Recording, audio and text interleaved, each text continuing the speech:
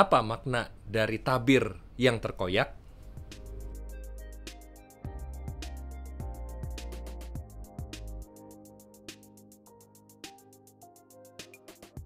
Shalom, bertemu lagi di dalam As the Bible, di dalam edisi khusus menjelang Paskah, di mana kita menjawab pertanyaan-pertanyaan terkait dengan peristiwa-peristiwa yang terjadi menuju penyaliban ataupun di sepanjang penyaliban Kristus. Dan hari ini yang menjadi pertanyaan adalah apa makna ketika Tuhan Yesus disalibkan, tabir bait suci itu terkoyak. Nah, di dalam Matius pasal yang ke-27 dicatat ketika Yesus berseru dengan suara nyaring dan menyerahkan nyawanya, Matius menuliskan, "Lihatlah, tabir bait suci terkoyak menjadi dua dari atas sampai ke bawah." Di dalam bait suci terdapat sebuah ruangan yang sangat atau boleh dikatakan paling penting, yaitu ruang Maha Kudus, di mana itu dipisahkan dari ruang kudus di mana para imam ada.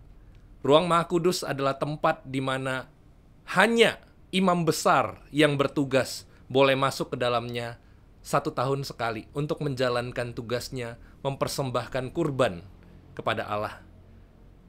Ruang Maha Kudus menjadi sebuah simbol kehadiran Allah dan menjadi satu simbol juga adanya tirai di sana di mana Allah terpisah dari manusia yang berdosa.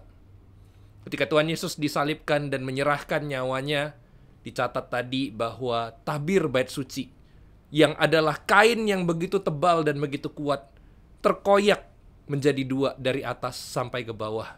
Apa pemaknaan yang diberikan di dalam bagian ini?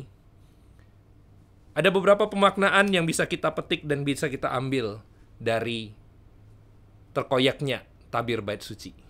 Yang pertama, di mana tidak ada lagi penghalang antara Allah yang Maha Kudus dengan manusia yang sudah ditebus melalui pengorbanan Kristus Yesus. Dengan darah Kristus, kita semua sudah ditebus. Kita semua boleh mendapatkan akses langsung kepada Allah dengan Kristus sebagai pengantaranya. Pemaknaan yang kedua yang bisa kita ambil adalah bahwa pengorbanan Kristus merupakan pengorbanan yang sempurna. Ibrani pasal yang ke-9 dicatat,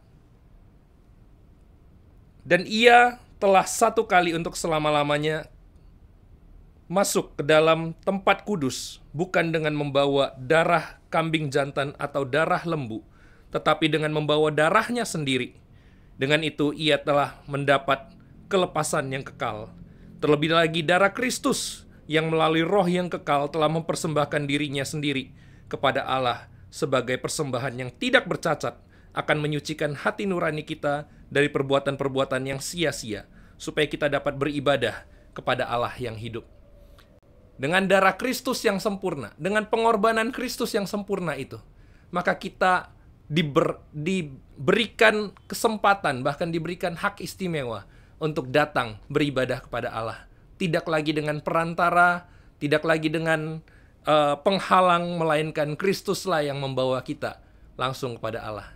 Dan pemaknaan yang ketiga yang kita bisa ambil dari terkoyaknya tabir bait suci adalah kita menyadari bahwa Yesuslah yang mewakili, Yesuslah yang menjadi gambaran Allah bagi setiap kita. Karena melalui kematian dan kebangkitannya lah kita boleh melihat, memandang kepada Allah tanpa lagi harus ditutupi. Kita boleh memandang kepada Allah melalui Kristus. Demikian pula Allah memandang kepada kita melalui Kristus. Dialah perantara kita, Dia pengantara kita yang sejati, dan Dialah yang layak untuk kita tinggikan. Kiranya ketika kita datang kepada Tuhan, kita mengingat bahwa melalui pengorbanan Kristuslah kita boleh datang kepada Tuhan. Biar itu menjadi sukacita kita di dalam menyambut masa-masa Jumat Agung dan juga Paskah. Tuhan Yesus memberkati.